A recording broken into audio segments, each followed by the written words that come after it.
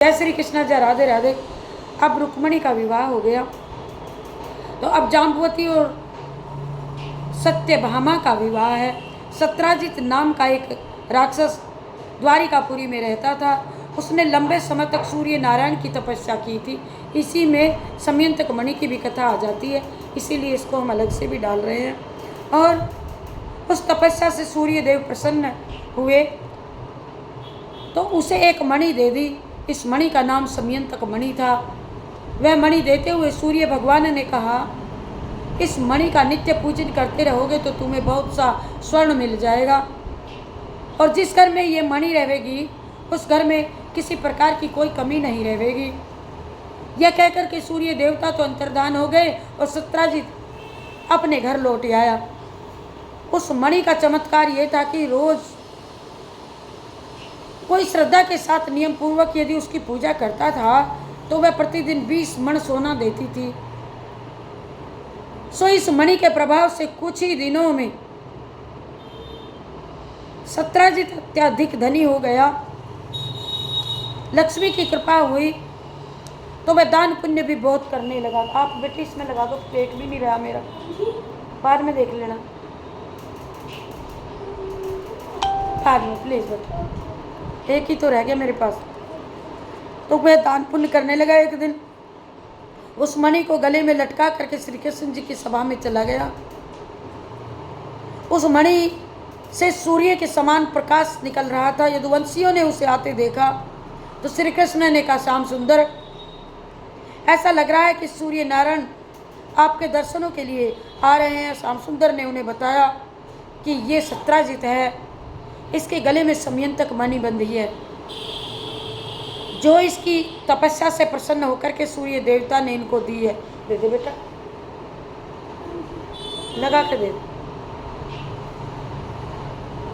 जब सत्राजित सभा में आकर के बैठ गया तो श्री कृष्ण जी उसकी उस मणि को और को देखने लगे। ये देखकर सत्राजित उठ करके वहाँ से चल दिया। कभी कभी इसी प्रकार वह श्याम सुंदर की सभा में आ जाता था। एक दिन सभी यदुवंशियों ने श्री कृष्ण जी से कहा, प्रभु आप सत्राजित से यह मणि लेकर के राजा उग्रसेन को दे दीजिए, लाओ। और क्योंकि यह इसके गले में शोभा नहीं देती। उन सब की ये इस बात को सुनकर के कन्हैया जी ने सत्राजित से कहा, सत्राजित राजा सब मनुष्यों में श्रेष्ठ होता है, अतः जिसके पास जो श्रेष्ठ वस्तु होती है वही राजा को दे देनी चाहिए। तो तुम भी अपनी मणि राजा को देकर के यश के भागी बन जाओ। सत्राजित बिना कोई उत्तर दिए उदास होकर अपने घर को चला गया। घर जाकर के उसने अपने भाई प्रसन्न से कहा, भैया आज श्री कृष्ण ने मुझसे कहा था कि अपनी मणि उग्रसेन को भेंट कर दो, पर मैंने ऐसा नहीं किया। अपने भाई से ये सुन करके उसे क्रोध आ गया और उसने ये मणि उससे लेकर के अपने गले में बांध ली। एक दिन प्रसेनजित, इधर देव ना ये,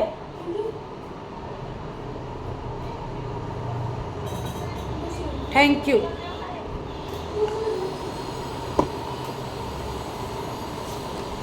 तो जब आज श्री कृष्ण जी ने मुझसे कहा था, एक दिन प्रसेनजित शिकार खेलने के लिए जंगल में गया तो अपने साथियों से बिछुड़ गया और बिछुड़ करके पर्वत की गुफा में जाकर पहुंच गया। उस गुफा में सिंह रहा करता था, एक शेर रहता था। तो उसने प्रसेनजित और उसके घोड़े को मार करके खा लिया। फिर जाम्बवान नामक रीछ की खोई में जाकर के घुस गया। वहाँ उस सिंह को जाम्बुआन ने मार डाला और उस मणि को लेकर के अपनी उसी खोई में उसके अंदर चला गया। उस मणि से उसकी अंधेरी खोई में उजाला हो गया। जब तक पर्वत की ओर से प्रसेनजित नहीं लौटा तो उसके साथी भी नहीं लौट पाए। उन्होंने सत्राजित को बता दिया कि तुम्हारा भाई एक हिरण का पीछा करते करते घोड़े पर गया था। जब वह नहीं लौटा तो बहुत ढूंढने पर भी हमें वह वहाँ नहीं मिला। सत्राजित ने अपने मन में सोचा कि उस दिन श्री कृष्ण के मांगने पर मैंने अपनी मणि उनको नहीं दी थी। हो सकता है उस मणि को लेने के लिए उन्होंने हमारे भाई को मार डाला हो। और मणि ले ली हो। अतः यह वह दिन रात उदास रहने लगा। एक दिन उसकी पत्नी ने उससे इस उदासी का कारण पूछा तो सत्राजित ने कहा, प्रिय, स्त्रियां किसी बात को छिपा के नहीं रखती है, इसीलिए मैं अपनी उदासी का कारण आपको नहीं बताता हूँ और मैं बताने में असमर्थ हूँ। ये सुनकर के उनकी पत्नी ने झुंझलाते हुए कहा, ऐसी भी कोई बात है और अब तक मैंने तुम्हारी कौन सी बात कभी किसी को कही है? तब उसने कहा, प्रिय, सच और झूठ को तो परमात्मा जाने, पर मेरे मन में यह संदेह है कि श्री कृष्ण ने उस समयंतक मणि को प्राप्त करने के लिए हो ना हो मेरे भाई प्रसेनजित को मार डाला है। उस समय तो सत्राजित की पत्नी चुप रही, परंतु प्रातःकाल होते ही उसने अपनी सहेलियों से कहा, एक से कहा, दो से कहा, बात फैल गई। रे सखियों, श्री कृष्ण ने मेरे देवर प्रसेनजित को मार करके उससे समयंतक मणि ले ली है। ये बात धीरे धीरे सब नगर में फैल गई। श्री कृष्ण के पास भी ये चर्चा पहुंच गई और श्री कृष्ण ने भी ये चर्चा सुनी। इस झूठे आरोप को जान करके पहले तो वे उदास हुए, फिर राजा अग्रसेन के पास में जाकर के उन्होंने कहा कि महाराज, आप मेरे ऊपर कलंक मंड रहे हैं कि मैंने प्रसेनजित को मार करके उससे सत्राजित की समयंतक मणि ले ली है। सो यदि आपकी आज्ञा हो तो मैं प्रसेनजित और उस मणि का कुछ पता लगा करके अपने माथे लगे इस कलंक को मिटाऊं और अपने कलंक को दूर कर दूं। आज्ञा लेकर श्री कृष्ण जी अपने साथी यदुवंशियों को साथ लेकर के वन में उसको ढूंढने गए। प्रसेनजित के घोड़े के पैरों के निशान के आधार पर वे सब स्थान पर पहुंच गए। उसी स्थान पर गए कि जहां सिंह ने प्रसेनजित और उसके घोड़े को मार डाला था। वहां सिंह के पैरों के चिन्ह देखे तो निश्चित जान लिया हो गया कि प्रसेनजित को सिंह ने मार डाला है, पर मणि का कोई पता तक नहीं। फिर वे सिंह के पैरों के निशान देखते हुए आगे बढ़े तो उस स्थान पर पहुंच गए जहां जांबुवान ने उस सिंह को मार करके खा लिया था। और इस बात पर सबको बड़ा आश्चर्य हुआ कि सिंह भी अधिक बलवान कौन ऐसा जीव आ गया जो सिंह से मणि लेकर के उस खो में घुस गया हो। सब लोगों ने श्री कृष्ण जी से कहा, प्रभु, यहाँ तक आने से ये तो तय हो गया कि प्रसेनजित को सिंह ने मारा है। सिंह को कोई दूसरा प्राणी मार करके इस खोए में घुस गया है। मणि उसी के पास में है और इस प्रकार आप पर लगा कलंक दूर हो गया। इसीलिए अब घर लौट चले। श्री कृष्ण ने कहा, भाइयों, घर लौटने से पहले हम इस खोए में घुसेंगे और ये पता लगाएंगे कि इस मणि को कौन लेकर के आया है, कौन लेकर के गया है। इसीलिए साथी जन बोले, प्रभु, इस खोए में तो भयंकर अंधेरा है, इसमें घुसना संभव नहीं, इसमें प्रवेश करना दुस्साहस का कार्य है, अतः घर को लौट चलिए। वहाँ हम सब लोगों को ये बता देंगे कि वास्तविकता का कारण ये है। श्री कृष्ण ने कहा, ना, मेरे मन में समयंतक मणि को ढूंढने की प्रबल इच्छा है, इसलिए मैं अकेला इस खोए में जाता हूँ। तुम लोग 12 दिन तक यहाँ ठहरना, उसके बाद मेरी प्रतीक्षा करना। मैं आऊँ, ठीक है? ना आऊँ, ठीक है? तो उन्होंने यही देखा रूपवती। अब वो उस खो के अंदर जाकर श्याम सुंदर ने जांबुवान के रहने का स्थान देखा है। उन्होंने ये भी देखा कि उनकी रूपवती पुत्री जांबुवती उस मणि से खेल रही है। उसने जैसे ही श्री कृष्ण को देखा तो डर के मारे चिल्लाने लगी। उसके चिल्लाने की आवाज़ सुनी तो जांबुवान श्री कृष्ण के पास आकर के उनके साथ में मल्ल युद्ध करने लगे और 27 दिन तक, 27 रात तक यह युद्ध चलता रहा।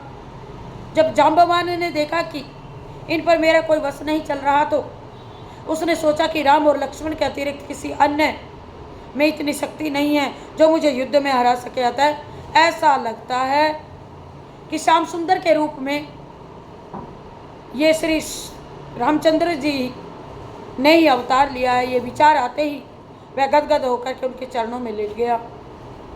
श्री कृष्ण के पैरों में पड़ा हुआ जांबुवान कहने लगा, प्रभु, पृथ्वी का भार उतारने के लिए अवतार लेकर के मुझे दर्शनों से कृतार्थ करके आपने बड़ी कृपा की है। आज मैं त्रेता युग से लेकर के अब तक आपके दर्शनों की आशा लिए बैठा हूँ। आज मेरे मन की इच्छा पूर्ण हो गई है। तो प्रभु, जैसे यहाँ आकर के आपने मुझे दर्शनों की कृपा की है, उसी प्रकार से अपने यहाँ आने का कारण बता करके मुझे कृतार्थ कीजिए।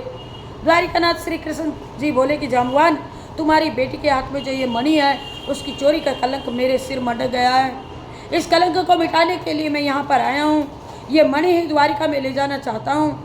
श्री कृष्ण की ये बात सुनकर के जाम्बवान ने प्रसन्नता के साथ में कहा, प्रभु ये समयंतक मणि, इस समयंतक मणि के अतिरिक्त एक और मणि मेरे पास है, यह है मेरी जाम्बवती, ये मेरी बेटी। मैं इन दोनों को आपको भेंट करता हूँ, कृपा करके आप स्वीकार कीजिए।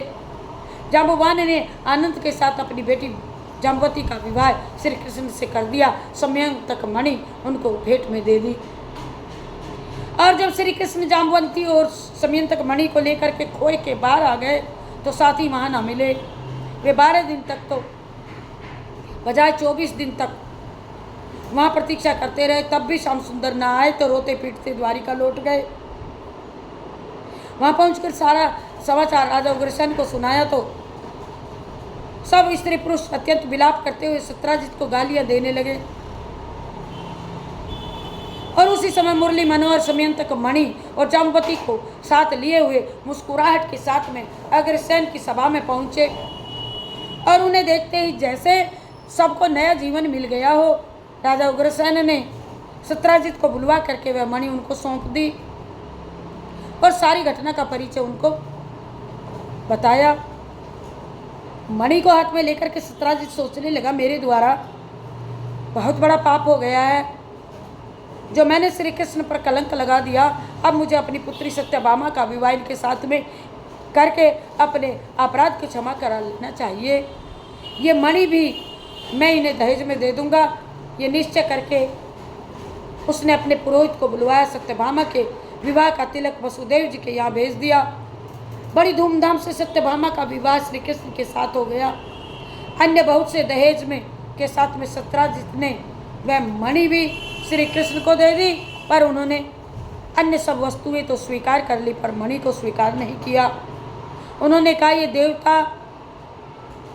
देवता ने आपको दिया, अतः हम इसे ले लें, यह अनुचित ही कहा जाएगा, अतः इसे अपने पास ही रखो। श्री कृष्ण के कहने के अनुसार सत्राजित ने मणि लेकर के अपने पास रख ली। और जय जय जय जय जय राधा रमण गिरधारी, ओ गिरधारी श्याम बनवारी, प्यारो राधा रमण गिरधारी, गिरधारी श्याम बनवारी, मेरो राधा रमण गिरधारी, ओ गिरधारी श्याम बनवारी, ओ गिरधारी श्याम बन